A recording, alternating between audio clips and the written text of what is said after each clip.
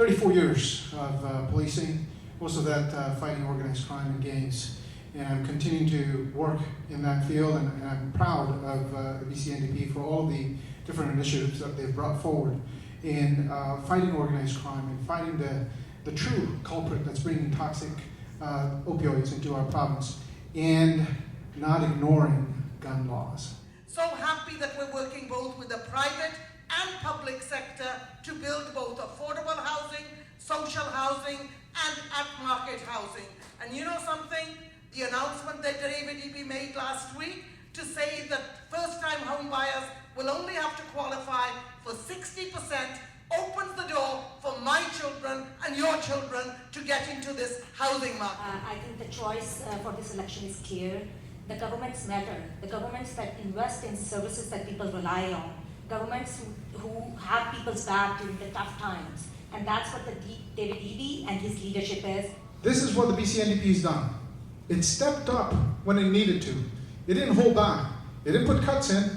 That's what they're talking about, is putting in cuts. This is not the time to slow down in helping out people. It is still a hard time out there. We keep saying its time is difficult. We keep saying that things are hard.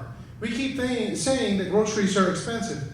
But then, on the same breath, we want to cut. How does that work? So, BC has the lowest GDP right now. So, they've continued to put money into infrastructure, put money into the people of British Columbia, put money into businesses, put money where it's required. Building schools, building hospitals, growing the healthcare workforce, and investing in our communities and infrastructure. That is our choice.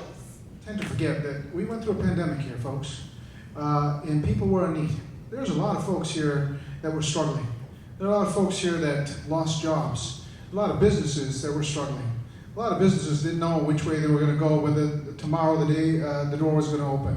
That's when the BC NDP stepped in, and they helped whoever it was that needed that help to survive that extra day, to move on to the new world where we were free from the pandemic.